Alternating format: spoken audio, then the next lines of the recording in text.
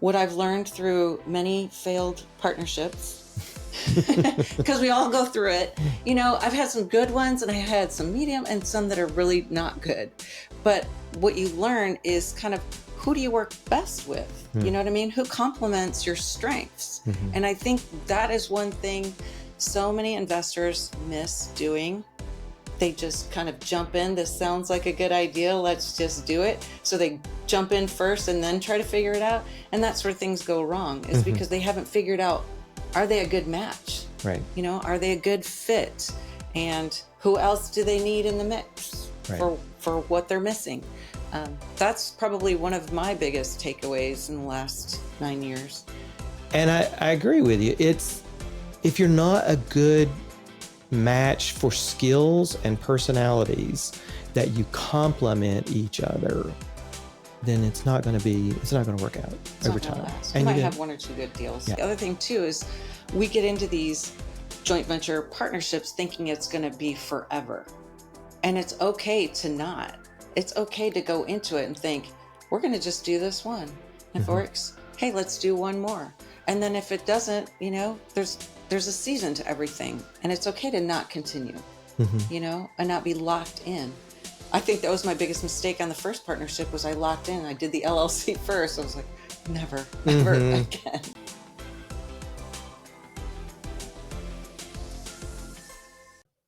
Hey, everybody, and welcome back to Trust This, the Master Series today. Today, I'm here with the wonderful Ginny Adkins, who's been through it and back. And we're going to talk about her story and her journey and how she got there and where she is today. Before I do that, though, I just want to remind you, we do not advertise. We don't sell dog food. We don't sell insurance. We don't sell car warranties here on Trust This. The one thing we do ask is if you get anything out of our podcast, pay the fee by just liking it, subscribing, tell your friends about it, share it, and get us out there. Because what we're trying to do is get ideas out there. We were just talking about that. We want to get some ideas out there and get people talking. So with that, I want to welcome Ginny Adkins to the show today. Thanks for having me. It's wonderful to have you. It's been a long time no see. Yeah, great to catch up. Yeah. And so many times we just talk on the phone or online. You can't really have great conversations like you can in right. It was great to be able to be here in person. Face to face. So tell us, where are you now? What are you doing right now? Right now, I am working. I still have my retail business. I'm running a team for the Investor Group with EXP. I run a meetup once a month for female investors or women that want to learn to invest, whether they're an agent or not. That's free to the public once a month. And I have short-term, mid-term, long-term rentals that I manage myself. And I have a pool business on the side with my husband. So we're kind of full. Yeah, you free days all day long, right? And weekends too. I'm sure your weekends are very 30 free. minutes here and there. Yeah. So tell me about the Investor Group. I want to hear more about that. So the Investor Group started with the investor community, which is kind of sparked from a couple of women that are really high level investors. They do a lot of multifamily, started out flipping together up in Pennsylvania and New Jersey. And they were going to all these big meetups and conferences around the country and realizing how few women were in the space. So one day they invited all the women at this conference to have lunch together. Well, and the sad part is, out of 500 people there, all these women fit at one table.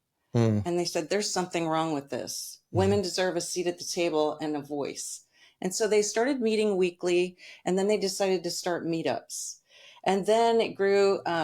Liz Faircloth's husband, Matt Faircloth, has been part of Bigger Pockets for some time, and they then created the Invest Her show.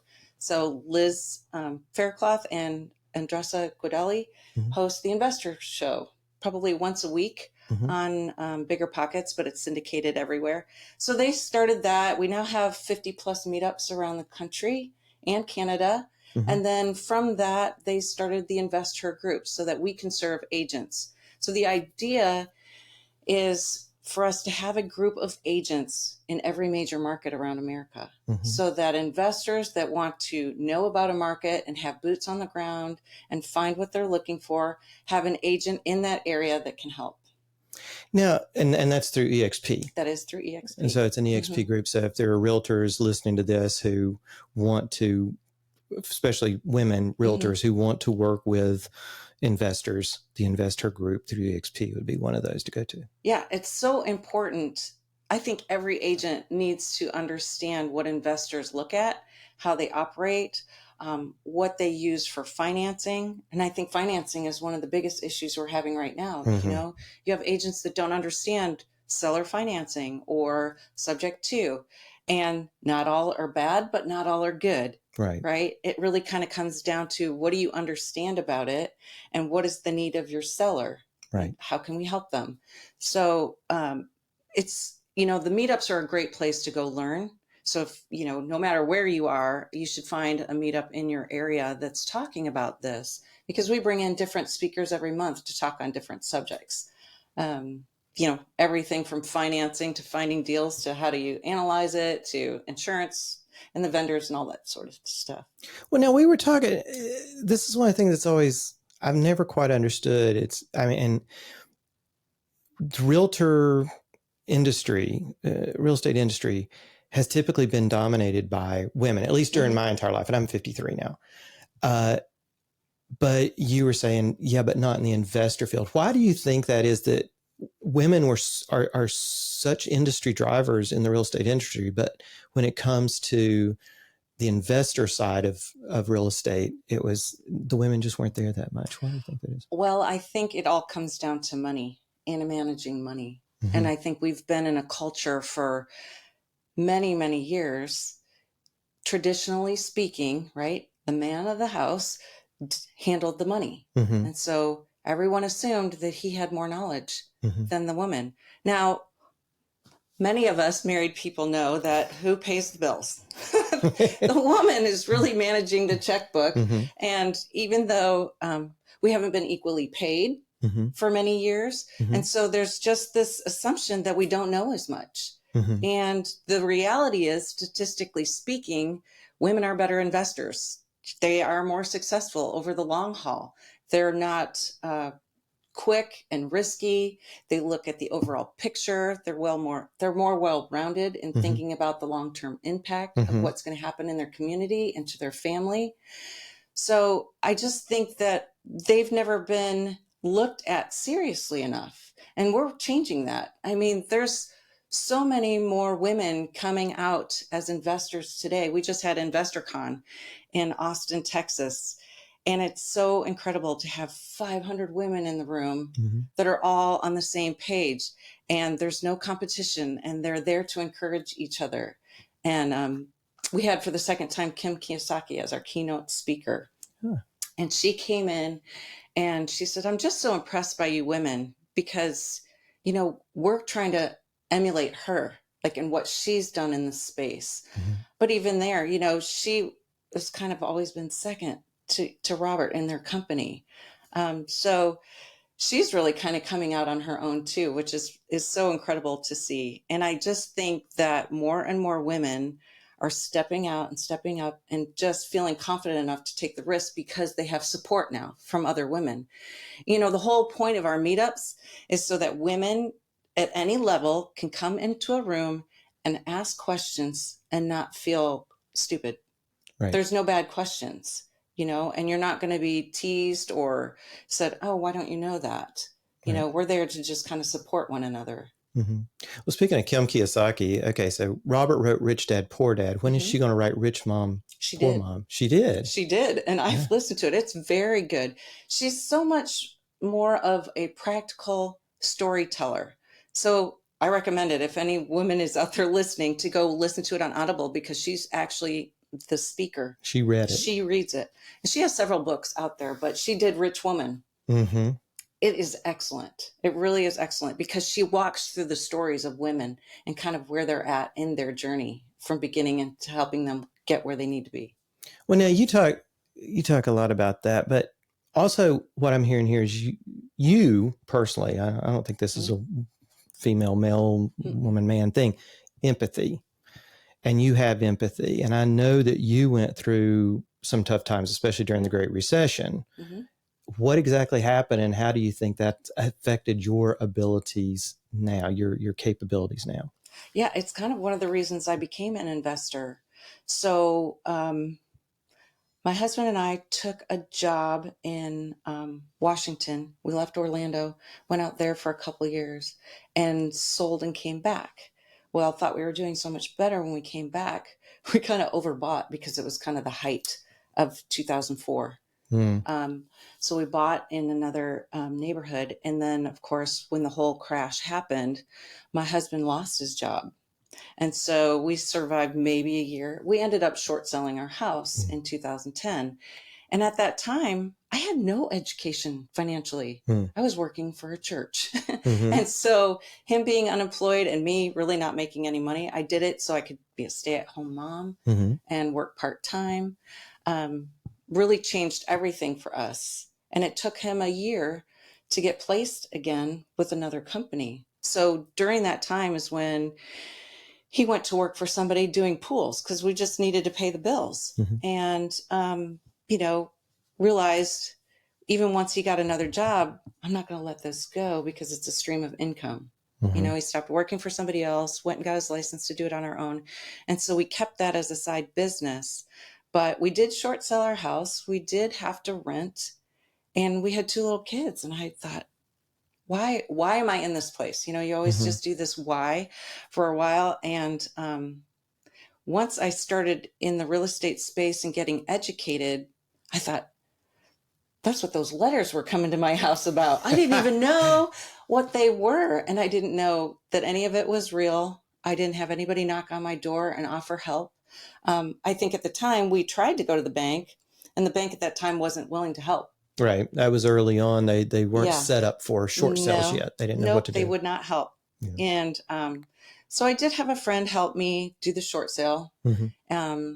And then in 2015, so it was 5 years we were renting.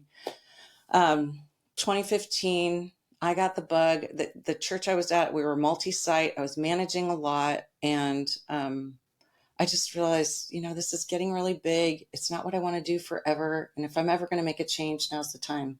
So I went to one of those real estate weekend, guru things. And, I don't regret the education. It was a lot of money. It was Mm-hmm. a lot of money. I had just gotten debt free Mm. from all of that mess. I'd just gotten debt free. And then we spent it all in this education program. You put it on a credit card? Oh, we did everything. Yeah. Yes. Yeah, we did it all wrong. Yeah, that's how they get you. And then it took us about 10 months to find our first deal to flip a house. It was in Winter Park, and we overspent and didn't borrow enough. And so again, here comes the credit cards. So it took us about a year and a week to finally flip and sell that house. And not that you were counting a year and a week. A year and a week. Well, because I was so worried that hard money lender was going to foreclose on the house right away. Again, uneducated. So when all that was done, I was like licking my wounds going, I don't know what I'm going to do. And here I'd quit my job. Mm. And so I'm like, what am I going to do?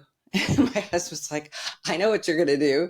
He's like, you're going to go do pools for a while. And I just, that was hard. Hot in the middle of summer. I'm driving a truck and I'm doing pools by myself. And I thought, this is the worst misery I could ever ask. And I give kudos to all my techs. I love them because they're willing to do what I don't want to do. And I just had a friend that I realized was an investor. He's a pretty big investor, mm-hmm. and went to church with him. My kid's Sunday school teacher for 15 years never told me he was doing what he was doing. And so I was like, why didn't you ever tell me you were an investor? He goes, I don't know. You didn't ask, So he started taking me to different events, and I would go to them and I'd learn a little more and learn a little more. And then one day he called and he's like, so what are you doing? And I was like, stop talking. You already know what I'm doing. And so he said, well, I kind of need help. I'm getting really busy. So I said, I'll be there tomorrow. And I literally started working for him the next morning. I showed up. We were in the New View building, partnered with his friend Glenn. And then I also shared an office with Augie and Commonwealth. Mm-hmm. And so I got put in this space of just learning how all of this creative financing is going on and how they're buying up these houses. And I thought, this is where I need to be. So I started doing tons of stuff for free just to be in the space, and watching lots of investors come in and out of the office. And then I learned about turnkey. So we started selling turnkey spaces and selling that to all the affiliates. You've got the real estate guys, you've got Real Wealth Network. Keith Weinhold is Get Rich Education up in Washington, and there were a few others. And so we put together kind of a program and property management to sell these properties to out-of-state investors. And so that's how I got started working with a lot of investors. And by turnkey, meaning you guys would find the house, fix up the house, and then get tenants in it and have it. Did you put the tenants in it? And then had it, we would put and then tenants property in, management and everything. Have inside. the property management, everything was in place. Everything was turnkey for an investor to just come in and buy it. And then they're just sitting there getting the rent. And the cool thing was in his property management company, they partnered with all kinds of property management companies around the country. So for one of the affiliates, we would go and meet a couple days before you had a show where everybody would talk about their inventory. But what the coolest thing was, all of these property managers would share their systems, their processes, to make sure everybody was doing it the same. So an investor would get the same product no matter where they went. I loved that. I think that's a thing too. I think in any industry, a lot of people go, well, this is my way of doing it. I'm going to keep it a secret and close. But actually by sharing how you do things, it standardizes a lot to make it streamlined. So it actually can create more business for everyone, not just you. Well, and it creates credibility. I come off more credible when I share what I know. Right. And people will look at me like the expert rather than thinking I'm competition. Right. There's so much more to collaboration versus competition. Right. So what was the biggest thing that you learned from that first experience of going to that first weekend boot camp is probably what it was. Yeah. And from that experience, maybe not from what you actually learned from the boot camp, but from that, just paying that money and going to that, what was the biggest takeaway you had from that? Well, I knew I had an addiction to real estate before I even did that. I have a background in design, and my dad owned his own flooring business. And so I kind of grew up going into people's houses and seeing whenever I had a chance, I'd be around the vendors and businesses. And so I always loved design, and I thought I had the bug. I knew I did when I went. And then when I just started learning a little bit about the financial side and all the things you could do, my mind was blown. I really left that weekend I don't know if this company's right, but I know I'm probably never going to leave this industry. I just, even though I lost money on that first one, I was like, you know what? I could walk away from this, or I can figure it out. And I decided to figure it out and stick it out. And I just knew I just needed to meet the right people to help me. And that's really what all of this is about. It's like none of us do this on our own.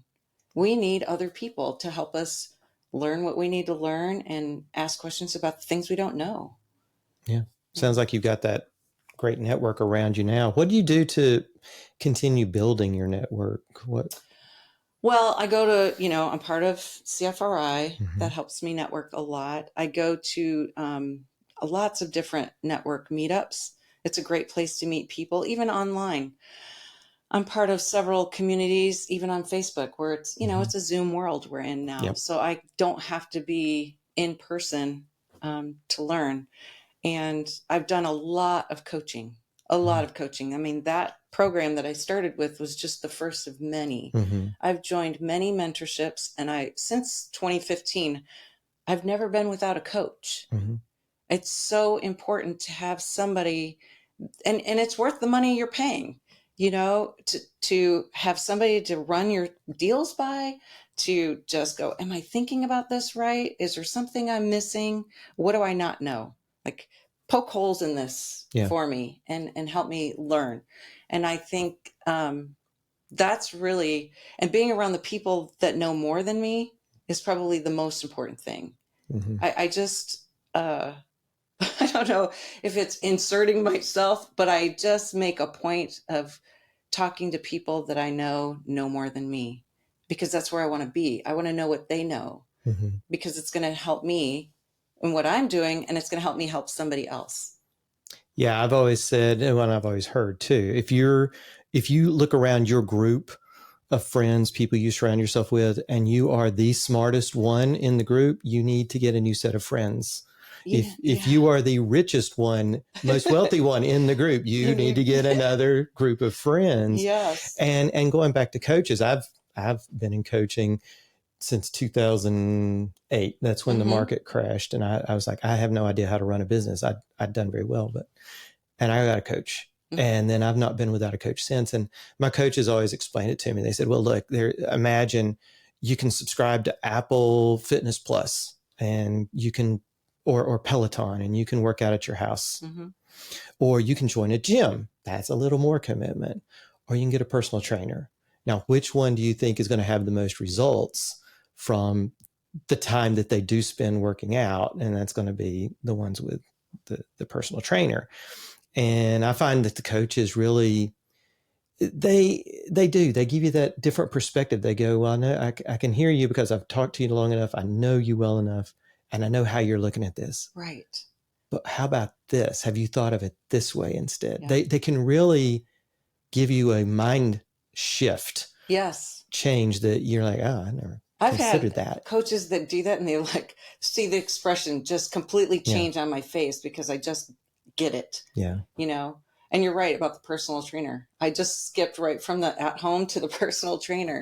Yeah. It's you I hate to say that you get what you pay for. Oftentimes that's the truth. No, it is. It really is. I mean, sometimes people get lucky, but it's not going to be forever. Right. You got lucky on one thing. And that's the way it was. I had been very, well, number one, I opened my law firm in 2004, right before the market just exploded. And I did real estate closings. So it was like, it just fell into your lap. Yeah. And then in 2007, 2008, literally it came to a screeching halt. And I'm sitting there like, okay, now how do I do this? How do I market? How do I sell? How do I build a team, a crew to do the work? And I had no clue. And I was like, oh, I probably need to get a coach and join a program to do that. So we were talking about, so what does a typical day for you look like? Oh gosh, I wish I could say. I mean, I do live by my calendar, but the calendar can change a lot. So I start my morning at 5 a.m. Oh, Lord. Every day. I know. I just have to, because if I don't, I wake up, my mind's racing, and I don't get anything done. I can be really, I don't think I'm to ADD, but I can be. I don't know. I think many of us have that tendency that are entrepreneurs, but I have to get up and I have to give an hour to myself, just me, myself, and I ignore my dog because she's right there, and I have to meditate and pray and walk my dog and exercise. If I don't do those things, there's no telling what my day is going to look like, because the rest of it is chaos. I live in managed chaos the rest of the day. I know that I'm either dealing with, bills, or managing my rentals, or running out to a showing, or putting together a deal, or meeting a seller. When you're still out there meeting sellers all the time, those appointments are very random. So I've never been good at dedicating, okay, I have one day to do just this and focus on it. And plus I'm still part of, like I said, a lot of coaching. So I'm on a lot of calls. I'm managing my real estate team. And so I'm just probably constantly on the phone. Even in my car, I stop for meetings. And then I try to make it home and be home and have dinner with my husband. And then it's so funny because almost every night I'm like, okay, are we going to work on your business or mine tonight? And we just kind of have decided that that's our life. And as long as we're doing it together, we're good. We consider it kind of a date night, whether we're going to quote somebody's pool, or he's just running a quick repair, or I make him run out to Daytona with me. That's just what we do together. Well, I think what you said there is very important. A lot of people, they talk about, well, I've got a spouse or I've got a partner who they don't really support me in what I do, or they get angry that I work so much. And they go, well, you have no work-life balance. But they really find their work-life balance is actually working with Yeah. their spouse Yeah. uh, No, into we're the in evenings. different fields, but very together. Right. It's You still know, business. it's still business. You know, he still has a W-2. He's, you know, working a corporate day job still. But he does that. And I mean, there's times because he works remote, Mm-hmm. he's like, I got to go do this. Can you drive me there while I'm working on my computer? And so I do, you know, we just make it work. And I'm so fortunate because that's not the case for, you know, so many where their spouse either doesn't support them Mm-hmm. or they're just totally separate. Yeah. We've kind of managed to incorporate all of this in our lives because we probably have, you know, 5 streams of income that we have to manage. That's a big thing I'm hearing lately is a lot of people are talking about they have to diversify their streams of income. Absolutely. And I think a big part of that, what really brought that to the forefront was the Great Recession. Any of us who went through that wound, the scar is that we feel that we have to, it's like, I can't just have my W-2 job Yeah. anymore. I have to That's have other things. absolutely true. The Yeah. fear of that happening again is what propels us to do all that we're doing. Yeah. Because I'm not willing to go through it again. And it doesn't need to. I'm like, we're smart enough to figure this out. Right. And so we're okay. We're like, it's not forever. It's a season of our life. We're empty nesters. We're going to go until we can't or don't want to anymore. And then we'll stop. But we enjoy it. We enjoy no matter what we're doing. We enjoy it. Well, I think that's the thing too, is we used to go, okay, 65, I retire and then do what I think we've all, especially X generation, we've changed our mindset of, I may be working till I'm in my 70s or 80s, you know, just because we live longer, we have a longer health span, Right. and we can. And we can. Yeah. What did you have to, what is something that you had learned that you had to unlearn to move forward at some point? Of trusting myself and taking action. When all of this happened, when we lost our house and then I got into this and then I lost again, I got debt free before I got into real estate investing. And I lost a bunch again, after that first flip. And I'm like, how do I not do that again? So I really wasn't trusting myself, financially. Mm-hmm. And I had to just go, the only way forward is through it. And I have to take action. I have to actually move on something that I'm learning or I'm never going to go anywhere, and that was hard, again, coming from, when you grow up in a family where your dad ran everything and, generally speaking, men controlled the money, just really being a woman in the space and trusting myself to go out and do it was something I had to really learn. My mindset really had to change, especially after losing a couple of times along the way. And coaching is what helped me through it, really helped me change my mindset, and having people encourage me and trust me and say, you do know what you're talking about. You have learned enough, look at, and looking back, that book, The Gap and the Gain. Yep. Such a wonderful book. Yeah. To really look back and go, but look what you did do in that time frame. Look what you did learn. Not to do that again because you figured it out. Yeah. And I think that's so important for people taking the risk to jump into investing. It's not about thinking you're going to do it right all the way through. It's learning how to fail and keep going.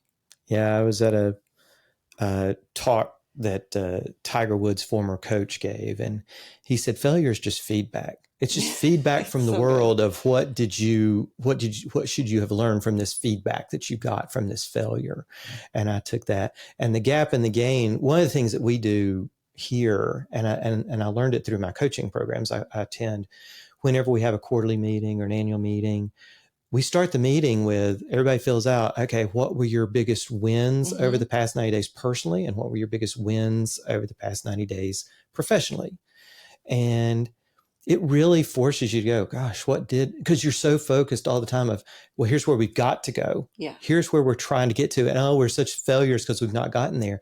But anybody looking at you or looking at your business from the outside, who they may be 5 years behind you, and they're like, my God, these people got it together. Yeah, they're so great. They're moving, they're shaking, they're perfect. Mm-hmm. But you're looking at it from the inside going, oh, we're such failures. We're never going to get there. Right. So every 90 days, every quarter, you have to look back and go, okay, I've got to come up with at least 3 things that were great. I know. I got to have at least 3 things that I succeeded in. Yeah. And speaking of, so you mentor folks. What's one of the biggest pieces of advice you find that you're giving people when they are starting out? They're Ginny 5 years ago. What do you tell them? I tell them to think about the things they're really good at and start there. Because if we focus on that, we can figure out how to utilize that in the real estate space, right? Mm-hmm. And then we fill in the gap of what you don't have. Right. So let's focus on what you're good at. Let's figure out how to maximize that, whether you're an agent or not. Right. Let's figure out how to maximize that. What are the things you're good at? And how can we bring in other people to help you build, the structure for what you don't have? Because I was not good at any of it when I started. I mean, I feel like I've got a few things down, but definitely not all of them. Nobody can ever have all of it. No. And even if you do, no, you shouldn't. Nobody should ever try to do it all. Right. Because then you're only marginal. Right. You're not really good at it. Right. How do you figure out, I mean, do you have any kind of test or any? I've taken all the tests, right? The DISC test, I took the predictive index test, which one of my coaches was a consultant for many, many years in. And I was like, wow. But what was really great about that test is it told me everything that I'm really good at and not good at, and how to find the people to fill in, right. And so what I've learned through many failed partnerships, because we all go through it, I've had some good ones and I had some medium and some that are really not good. But what you learn is kind of, who do you work best with? You know what I mean? Who complements your strengths? And I think that is one thing so many investors miss doing. They just kind of jump in. This sounds like a good idea. Let's just do it. So they jump in first and then try to figure it out. And that's where things go wrong, is because they haven't figured out, are they a good match? Right. Are they a good fit? And who else do they need in the mix for what they're missing? That's probably one of my biggest takeaways in the last 9 years. Yeah. That's been one of our sort of recurring themes with people when entrepreneurs, business owners, real estate investors, partnerships have always been either the bane or the boon of their existence. Sometimes they start out just so great and they're getting along and they turn nasty, or they just sort of fritter out. And I agree with you. It's, if you're not a good match for skills and personalities that you complement each other, then it's not going to work out over time. Last. And you might have one or two good deals, and that's okay too. I think the other thing too is we get into these joint venture partnerships thinking it's going to be forever. And it's okay to not. It's okay to go into it and think, we're going to just do this one. If it works, hey, let's do one more. And then if it doesn't, there's a season to everything. And it's okay to not continue, and not be locked in. I think that was my biggest mistake on the first partnership, was I locked in. I did the LLC first. I was like, never, ever again. Yeah. Yeah. No, I get that a lot as an attorney. People come to me and say, hey, we just met at this boot camp and we love each other to death and we want to start an LLC together. Right. And I go, this is like meeting each other on Tinder and proposing marriage. Yes. I mean, that's really that big of a leap. That is exactly right, too. It's really that bad. It's like, don't do that. Yeah, there's so many ways to do it that's so much better. Oh, goodness. What's the biggest achievement that you're most proud of?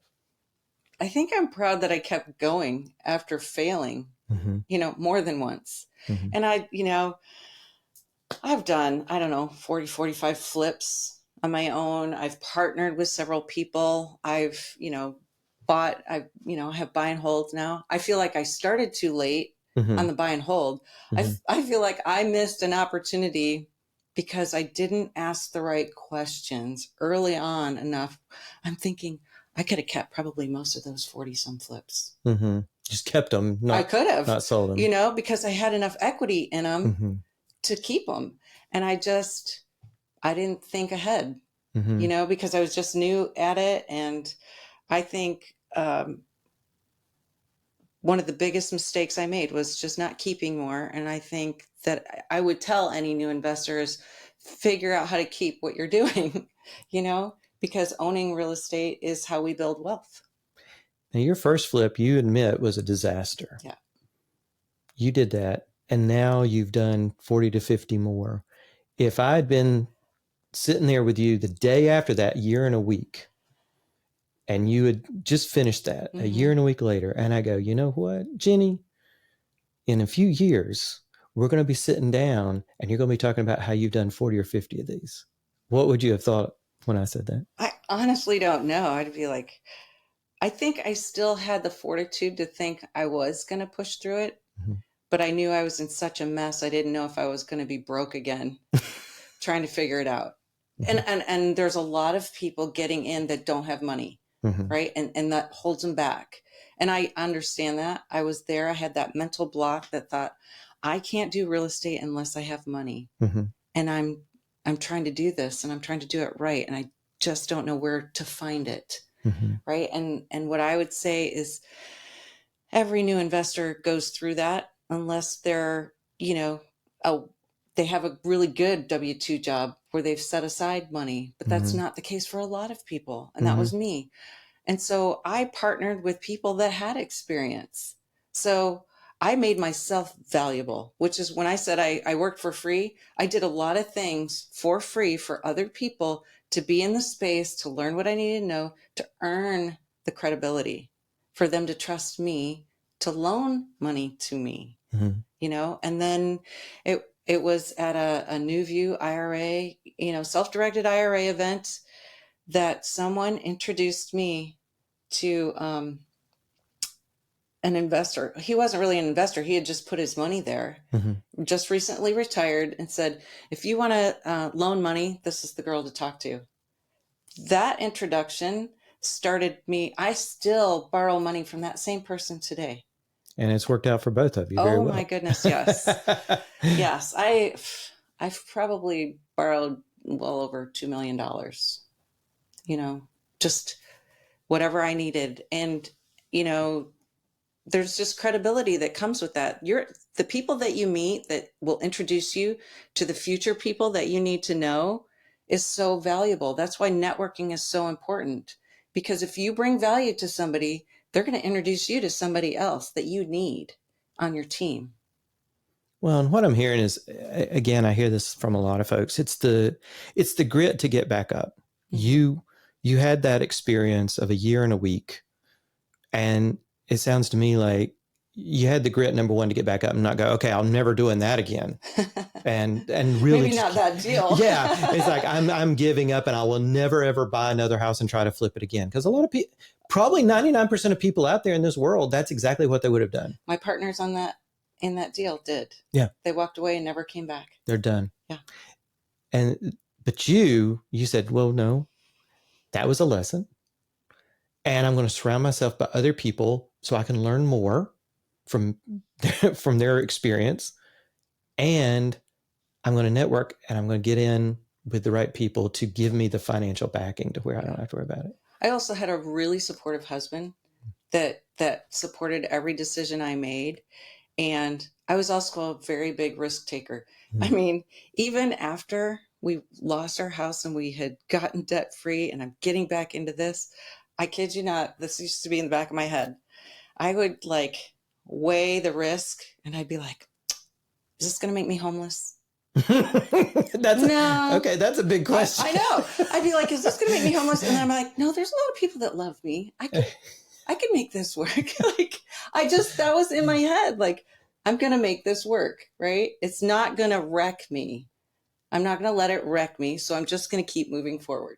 Well, and I think that's the questions you ask yourself are a big part of this. It's like, most people would be like, well, is this going to prevent me from going on a vacation this year? Your question is, will this make me homeless? It's going to be because I'd already lost a house. Exactly. And I'd you already survived lost it. Everything. Right. And you survived it. So you're like, hey, if I can survive that, I can survive not getting a vacation this year. Exactly. I can survive homelessness. Oh my gosh. Well, what are you reading? I right now So the book I just finished, I really love because it's mindset, and it's called The Mountain Is You. And it talks all about how, our playbook, as we grew up, we have this thought of how the world's supposed to be. So our worldview, and it was just like I was talking about how we think about money and the roles we have in our life and the obstacles we literally put in front of ourselves because of the way we were thinking. And what I really like about it is she just really breaks it down. But not only does she break it down, she gives you tools on how to work through it, like literally a track to run on. And I think that's so helpful. It's like, I just finished it. I want to start it again. I love books that are practical. I love learning different strategies. Real Estate by the Numbers was a really good one for me to learn. Okay, I've got to figure out this financial stuff. That's more of a reference book, but I also like, how am I being? How am I being and how am I moving forward? Because the way I interact with people is going to affect how I do business. Right. Well, coming to the end of the show here, our number one mission is to help people aspire to a better life, whether it's our audience members, our clients, customers, crew members, vendors, everybody around us. We want to help everybody aspire to a better life. Who is someone in your life who has helped you aspire to a better life? I thought about that. I thought, I could pick somebody from the last few years, but when I really go back, I think that my dad is the one that put the entrepreneurial spirit in me. I started working at a very young age. We had a family of 7. He managed to, run his business and keep a roof over our heads. And it wasn't easy. This was back in the 70s and 80s when your interest rate on your house was 15 to 20%. Yep. And we struggled. We really did struggle as a family, but I just never forget the things that we had to sit together as a family every night for dinner. There was no excuse not to be there. And I remember him sitting there at the dinner table and always telling me, you can do whatever you want and don't ever count on somebody else to do it for you. You do whatever you're capable of doing because you can. And I think that instilled in me the work ethic that I have today. Like, everything is figure outable. As long as it doesn't make you homeless, right? As long as it doesn't make me homeless. Well, even then, you figure out something. And even then you'll figure that out too. It's the only way to have fun in this world, right? Figure it out. Oh my gosh. Well, thank you so much for coming and sharing your stories with us today. It's been great. I want to thank everybody for watching. I hope you got something out of this. Again, if you did, please share it, like it, subscribe. And until next time, trust this. Thanks for listening to this edition of Trust This. If you got something out of it, please press like and subscribe and give us a 5-star review to help us reach others who can benefit from this series. Until next time, keep aspiring to a better life.